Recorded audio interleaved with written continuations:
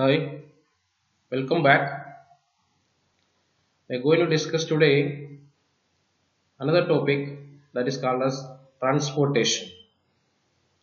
Another important life processes in human being and all living organisms. It directly goes to the transportation in human being. So we have for transportation purpose. In continue with the topic we discussed in the previous session. The blood having blood cells and as well as plasma, and the plasma is having the blood cells. As you're seeing over here, the blood plasma is having the cells like white blood cells and red blood cells. Okay, they have different functions. So what we are going to discuss here, the transportation part mainly. That means the role of WBC as the immune cells, giving the protection against invading microbes, that we are not going to discuss today. We are going to discuss the transportation part of the blood. So what are the role of plasma as transportation? As a liquid part, it transport the food items, food in the sense nutrients, like we told the absorption of nutrients in the small intestine, like proteins, amino acids, carbohydrates, etc. in the simplest form. So proteins as amino acids, carbohydrate as glucose, and fatty acid and glycerol. So these components will be transported by plasma. It also transport the respiratory gases, mainly carbon dioxide, and different type of minerals and waste, metabolic waste. So these are all transported by plasma in the blood. So we can see the composition once again. Different type of blood cells, RBC, WBCs, and platelets. So these are all the composition of plasma, right? And as we already told, the role of red blood cells. The red blood cells are meant for transport of respiratory gases, especially that of oxygen and as well as carbon dioxide. So when a capillary blood vessel, the thinnest blood vessel, here you can see capillary, which carry blood reaches into the cells, near the cells, they will release oxygen and nutrients from the blood, and in return the cell will give carbon dioxide and metabolic waste. Means metabolic waste. What are the metabolic waste? Different type of urea is a metabolic waste, it is produced, and as well as carbon dioxide also metabolic waste, excess water also metabolic waste, it is coming. So these are all given back to the blood from the tissues or the cells, right? Then the hero arise, heart. That is a pumping organ in our body, very specially designed to pump large amount of blood at a time. Because we need energy all the time, each and every cells of our body need energy. So the heart has to pump the blood through a network of blood vessels. So it will reach into each and every tissues or cells in our body. So you can see that the heart is extensively connected to the all part of the body. So upper part carotid artery, carotid veins, you can see here, and into the hands you can see here, it is going down to the lower part of the body. So and into the internal organs. Now all the way the heart has made a very nice network of blood vessels. It also supplies to the lungs. Okay, so we have discussed that in the previous session. When we discuss about the heart, It is having in human heart a special structure. It is having 4 chambers. Even though the size of the heart is small, which can hold in our fist, but it has 4 chambers to prevent the mixing of oxygen rich blood that is coming from the lungs and carbon dioxide rich blood, it is coming from the tissues. So in the previous session we had seen that the blood carries carbon dioxide from the tissues, reaches into the heart, and heart will pump that into the lungs, while that the lungs will give oxygenated blood that will come to the heart. From there it will go to different part of the body. So the heart is having we told 4 chambers. The upper chambers, which is a little smaller, that are called as atria, and the lower chambers, that is ventricles. So diagram of the heart is very important, and it is very easy to understand. So you can see the 4 chambers here. We can see the atrium, so the right atrium here, and the left atrium, that is a little slightly behind that. And the 2 atriums are connected to the ventricles, right atrium to right ventricles and left atrium to the left ventricle. Okay, so this is the left ventricles, this is the right ventricle, right atrium, left atrium. I can see here that is the pulmonary artery, okay, which is going from the right ventricle, and aorta, a great aorta, is going from the left ventricles. Okay, so this is the color is given like that, not because exactly the same color. It denotes that the pulmonary artery carries deoxygenated blood. That means blood containing more carbon dioxide.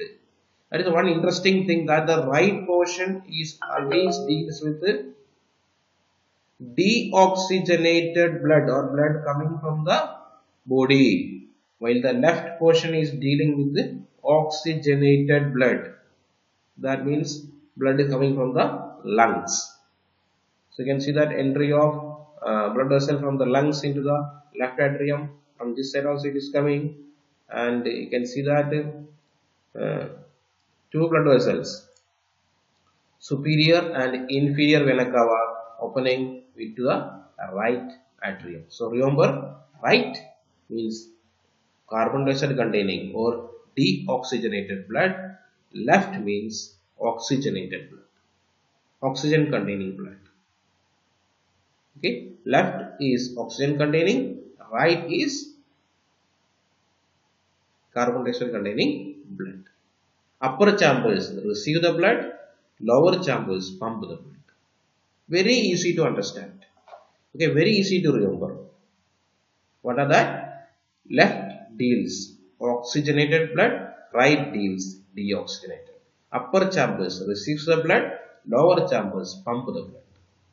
You can see here the ventricles having thicker walls compared to that of atriums. Why? Because it has to pump the blood. In order to pump, they have to generate more pressure. More pressure they have to generate. So that is why the ventricles are thicker wall than that of atriums. Okay. So it's about the structure of heart. So again we are told the same thing. Okay, the carbon dioxide rich blood reach into the lungs for oxygenation. From where it is reaching? From different part of the body. You can see the blue color line. The blue color line is coming from different organs. Okay, and it is all joined to the vena cava, the blue one. The vena cava, you can see here the vena cava, inferior vena cava. Vena cava is a main blood vessel or main vein that carries deoxygenated blood. The inferior one from the lower part of the body and the superior vena cava. You can see a superior vena cava which carry deoxygenated body from the hands and as well as from the head portion into the which part, which chamber it opens? Right portions. Okay, right portions. So we told atriums, which right atriums receive the deoxygenated. Here it is shown the blue color. Okay, then the oxygenated blood brought back to the heart and from the lungs. So lungs, it is pumped. How? The atriums, right atrium receive the deoxygenated blood, pour into ventricles. Which ventricle? Right ventricle. From right ventricle through pulmonary artery. Pulmonary, that the word is linked with the lungs. Pulmonary. Okay, the pulmonary artery, the artery goes to the lungs, goes to carry the deoxygenated blood into the lungs, where it is get oxygenated. Already we have seen that it goes to the alveoli, there it is exchanged. Then that will be brought back into left, which one? The left atrium. Left atrium, you can see here, the left atrium receive the blood from the this lung and from, so the left lung and from right lung it receive the blood, and that will be pouring into the ventricle. So that is what the oxygenated blood is brought back to heart from the lungs. Then it is pumped. So the ventricles will pump, the blood will go to aorta. Aorta here branching into upper part and lower part. You can see the lower part is coming and pumping into each and every organs.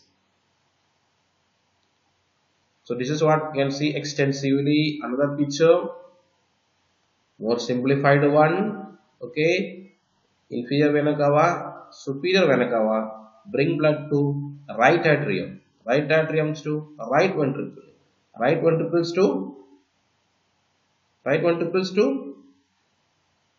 pulmonary artery to left and right lungs, where it is getting oxygenated. From the left lung and from the right lung, the oxygenated blood comes to the left atrium. Left atriums to left ventricles. Left ventricle into great aorta. So this is representing all tissues. Got it? Once again we will discuss the circulation system in human heart, that is called as double circulation. Double circulation is very interesting thing. Human circulation is called as double circulation. The reason is that because the blood passes twice through the heart in order to complete one cycle. So double circulation, the blood passes twice through the heart to complete one circulation. So that double circulation has been divided into two. That is pulmonary circulation and systemic circulation. Let us see what is pulmonary circulation.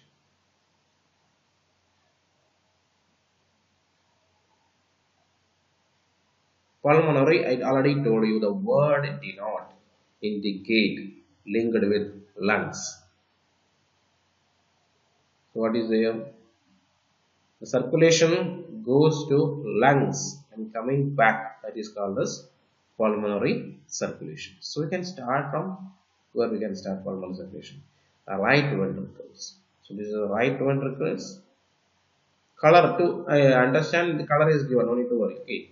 The right ventricle, the right heart, the left heart is labeled here. You can see the right ventricles pump the blood through pulmonary artery. I told you again, remember, pulmonary artery into the lungs.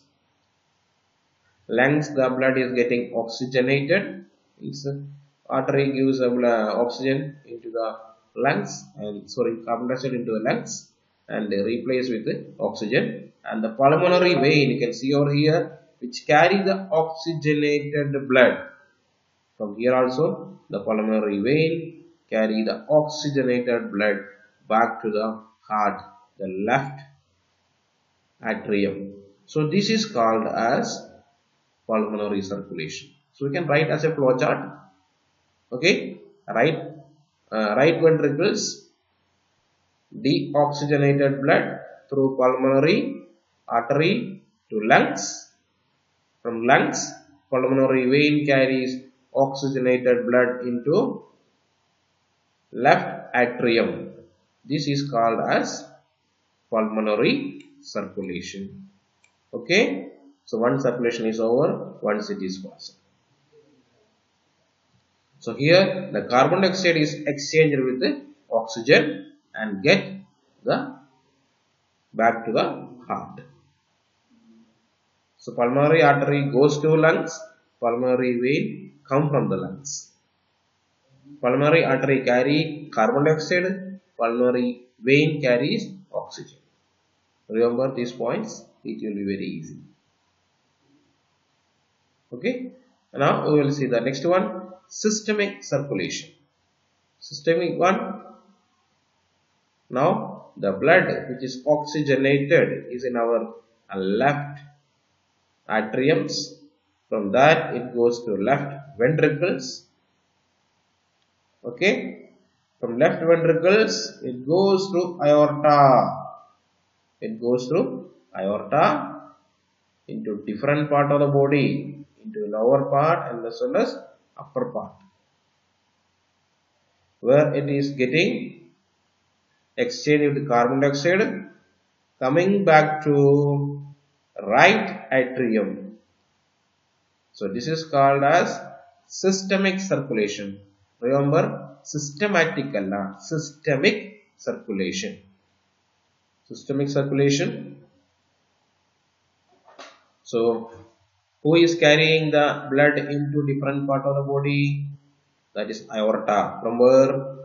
Left ventricle. It will go from left ventricle through aorta to different part of the body, upper part and as well as lower part of the body, where it is the oxygen is exchanged with the carbon dioxide in tissues as a result of metabolism, and the vena cava. Which vena cava?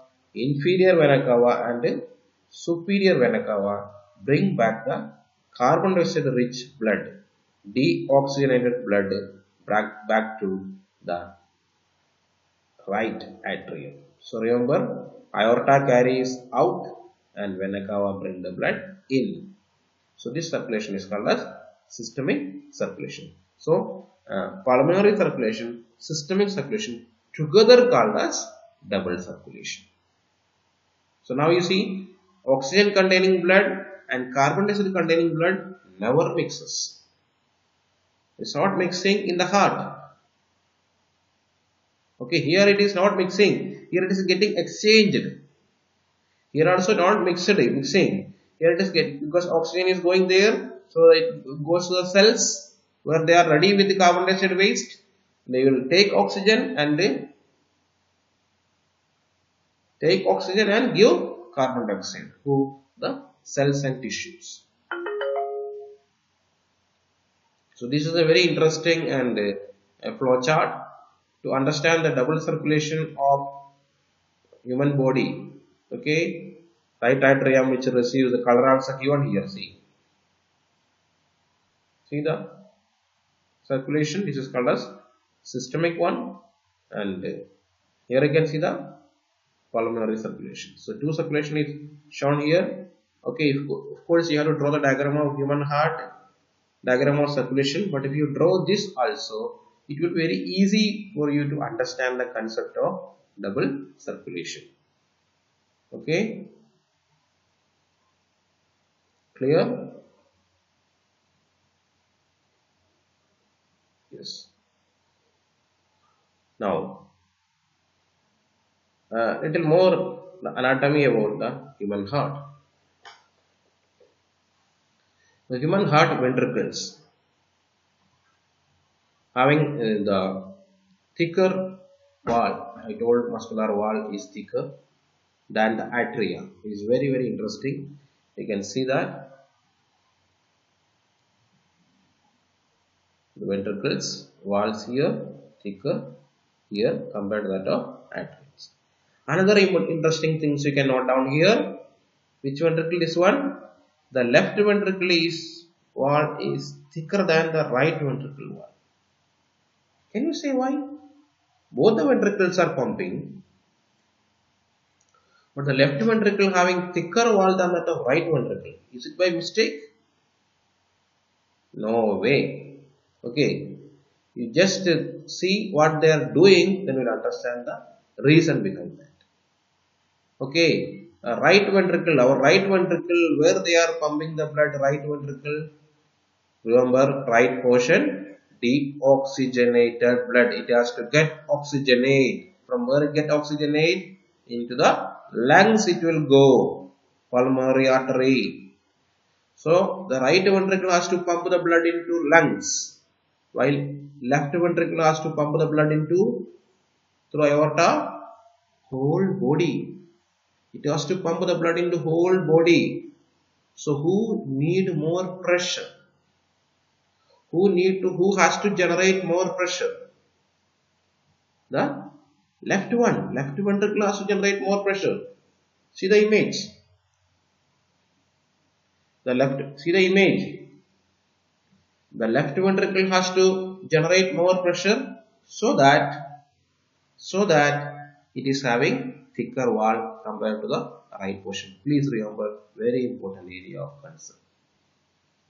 Another very important thing is the heart is having valve, not wall, valve. So previously also we have seen the valve. You can see here, it is colored here, tricuspid valve between the right atrium and right ventricle. There is a tricuspid valve. Right atrium to ventricle, tricuspid valve. Bicuspid valve or mitral valve between the left atrium to left ventricles.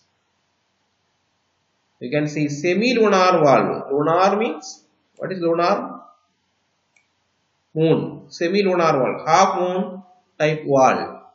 Where it is here? In aorta. That is not clearly shown here. Here also one valve is here, and the pulmonary also having one valve.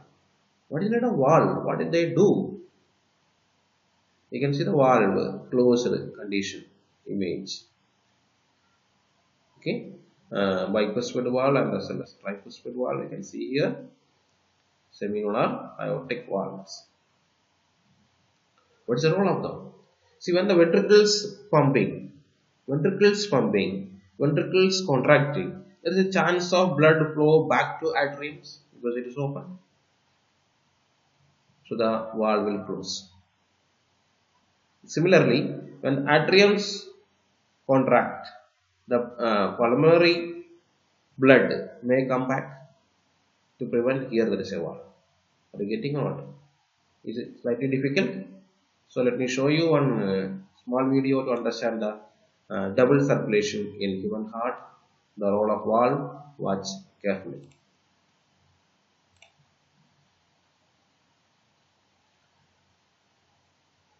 Ventricular contraction causes the atrioventricular valves to close, which signals the beginning of ventricular systole. The semilunar valves were closed during the previous diastole and remain closed during this period. Continued ventricular contraction increases pressure in the ventricles above the pressure in the aorta and pulmonary trunk, causing the semilunar valves to open. When the ventricles relax and their pressures drop, blood flowing back toward the relaxed ventricles causes the semilunar valves to close, which is the beginning of ventricular diastole. Note that the atrioventricular valves remain closed. When the pressure in the ventricles becomes lower than the pressure in the atrioventricular valves open and blood flows into the relaxed ventricles. This accounts for most of the ventricular filling. The atria then contract and complete the ventricular filling. So it is shown continuously.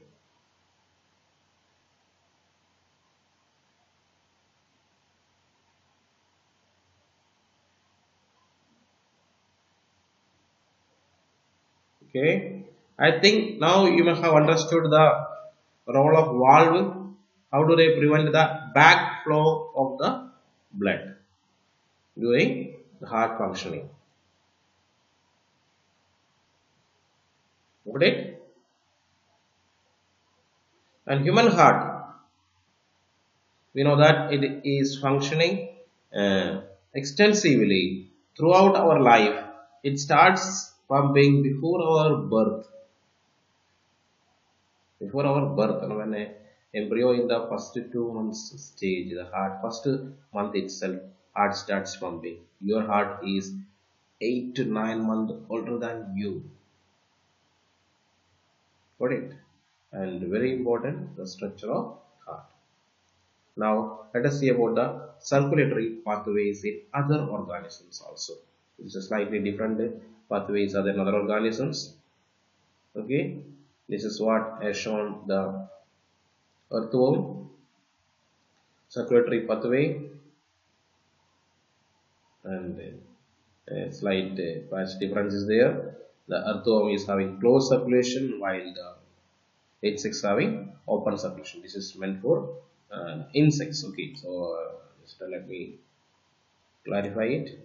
So open circulation is by insects and closed circulation by the earthworms. So what is the open circulations? There is no blood capillaries for continuous flow. From the heart, blood flows into the open chambers, body cavity, and from there go back to heart. So tubular heart is here. Well, here it is different. The closed circulation, we are having closed circulation. Earthworm is having closed circulation. In the closed circulation, blood flow only through the blood vessels, whether it is arteries or veins or capillaries. That is a closed circulation. Okay. Okay. Now we will go to the next little higher organism, that is fishes. Fishes having heart structures.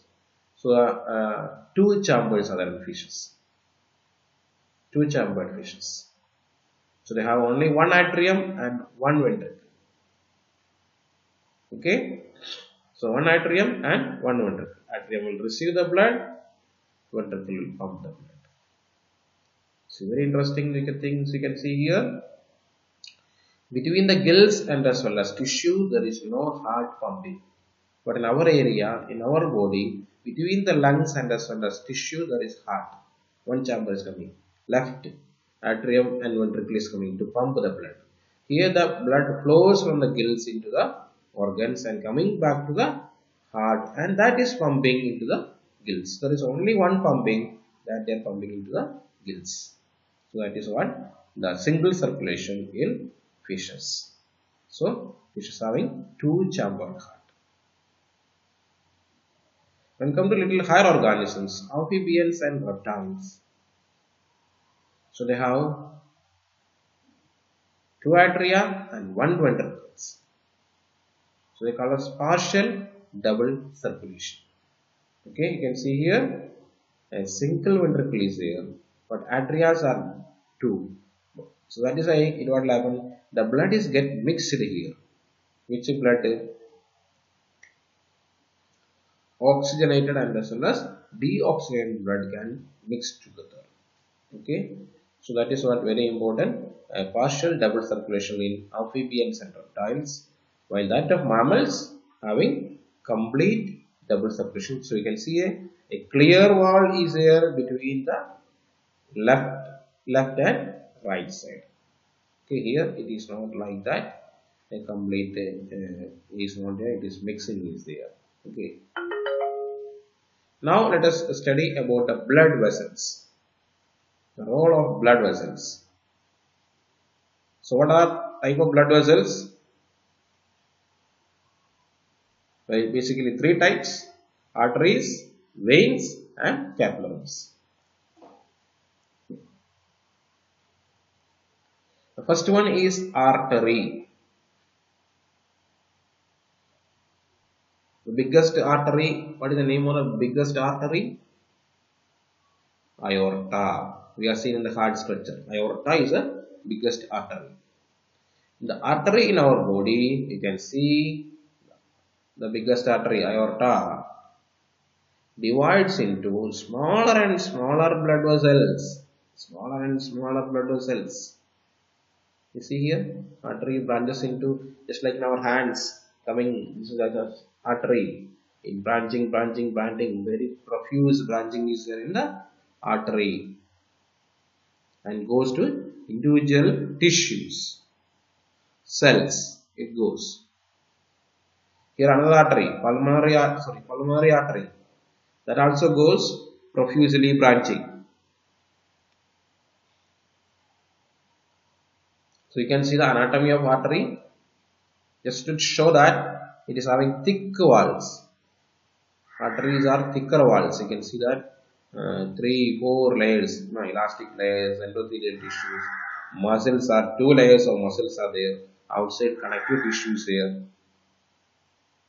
Okay, that is not required for us, but at least about the function of that thicker wall, like that we should know.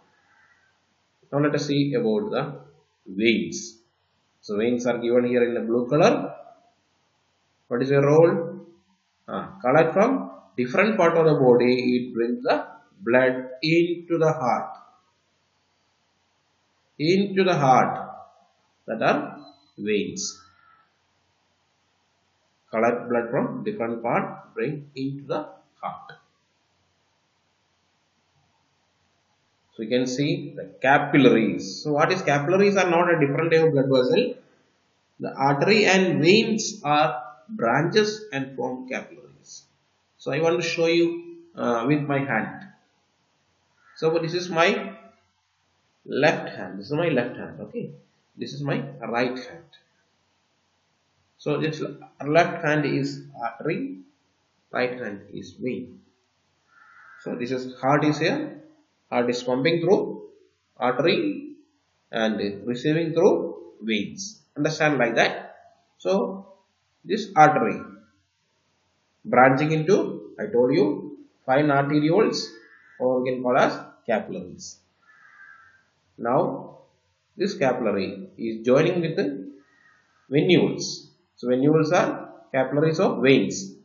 So see that this is what happened. This is why we call as a closed circulation. So blood will flow from artery through arterioles, the fine capillaries, into venules, the fine veins, into the big vein, superior inferior vena cava, back to heart. So this is what the structure. So capillaries are nothing but the branching of arteries and veins. You can see here the flow of blood over here. From artery it is coming, branching into arterioles, that is capillaries, and it is venule, joined into veins. So the smallest blood vessel and the thinnest one, this is the structure of veins, not as thick as artery. But you see the capillary, the thinnest, smallest blood vessels, one cell thick, called capillaries. Similar to that of we told about the alveolar sac of lung. Capillaries also having made up of endothelium. We had discussed that the thinnest blood cell, thinnest cells. Why the capillaries are so thinnest? So it can diffuse, exchange the materials, nutrients into the tissues, connect back waste materials, oxygen into the tissues, collect back carbon dioxide. So that's why it is very thin structure. Now let us see about the role of platelets. Who are platelets? The third type of blood cells are called as platelets. We have seen the WBC, RBC is platelet. What is the role of platelet? It is mainly working during a cut. When you have a cut or wound, blood will come out. But after some times, it normally seals. The blood flow will stop. How does it happen? That is what we are just showing you over here. That when the blood loses, it leads to less pressure or loss of pressure. That is very important, because when the pressure is low, the blood cannot be pumped into the vital organs like our brain and as well as kidneys, etc. For filtering kidney in an adequate pressure. So that pressure cannot generate. It is very difficult or dangerous. So to prevent the loss of blood, platelet cells will help for clotting over here at the point of injury. So you can see here when the blood flows here, as injury is here, platelets along with the activities of the other cells and blood proteins will seal the area, so prevent the blood loss. So that is, remember, that is the role of platelets to initiate what? Blood clotting during a cut or wound or during that injury area. So that is solved. Now we'll see about lymph. So what is a lymph? How many people have seen their lymph? Okay, when we slips or fell down or we have a strong scratch, we may lose the outer layer of skin, but blood may not be coming out. But after sometimes you can see a colorless fluid is coming out from our body. The colorless fluid coming out from the body, that is called as lymph.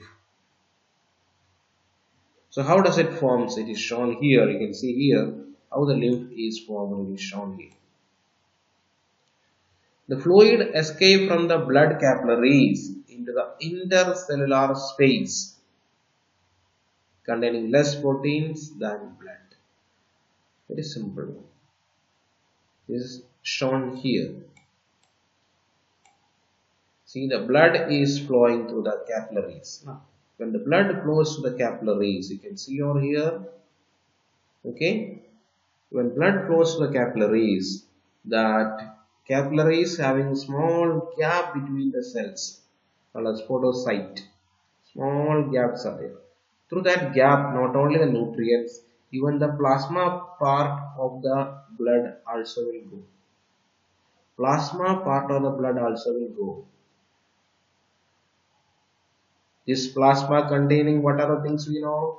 It having nutrients, it having gases, it having carrying waste materials. So the plasma part of the blood will go into the outside where intercellular space in between the cells. Why? Because the blood vessel cannot reach into each and every cell. Suppose I told you, when you have a scratch, blood may not be coming because the blood vessel is not reaching there. But what is reaching there? Lymph is reaching there. So lymph is an extracellular fluid, and the fluid which is coming from the blood capillaries, which is having nutrients, which is having oxygen, and going into each and every cells. In between the cells it passes and it is collected. What collected? Lymph is collected through lymph vessels. You can see the network of lymph vessels, and that is coming back to the heart.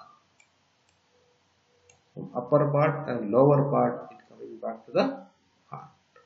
And it is also helping in the transportation, because it is, while coming back, it also carries the metabolic waste, and it having the WBC content, so it is helping for destroying the microbe also. Got it? So the role of lymphs, it is told that act as a middleman between blood and cells, where the blood cannot reach into each and every cells. Who will reach their lymph? And from the cells, lymph will get the waste material or metabolic products that they will bring back to the blood. So this is called as lymph is act as middleman between blood and cells. This is because blood cannot reach into each and every cells directly. Got it? Now, a few things we'll discuss about the transportation in plants. So this is about transportation in human being. Now we'll see transportation in plants. So what do you know about transportation? So what are the things the plants need to transport? Plants need to transport oxygen, carbon dioxide, Oxygen required for respiration, carbon dioxide required for photosynthesis. The byproduct of respiration is carbon dioxide. The byproduct of photosynthesis is oxygen. It has to transport. Water they required from soil to the leaves. Nutrients they required from where it is coming? From soil it is coming. From the bottom it is coming to up. And the food produced by the leaves. Food after photosynthesis. That has to be transported from leaves into the different part of the stem, root, etc. So that extensive transporting required. The movement of the materials, membrane passing through the living systems like the cells. What is that process called as? Movement of materials passing through the living cells. Called as there is diffusion is there and water is moving means osmosis is there. So these two type of movements will be there. Okay, that is two type of movements the plant shows, but that is enough or not? Let us see that. Okay, that is what a very important thing. How do plants transport substances to greater heights? This much great height, how could they able to transport? This diffusion and this osmosis, is it sufficient or not sufficient? So that is why they have a special mechanisms to bring the material into greater height. That is called as translocation. So what is translocation? So transport of material over a long distance. How do they transport? By the vascular system. The artery and as well as, xylem and as well as phloem. Artery and vein are in human body. Xylem and phloem are there in plant body. So that is the vascular system in plant. Okay, the xylem and as well as phloem. You can see the xylem mainly meant for transport of water and minerals. Phloem is mainly meant for the transport of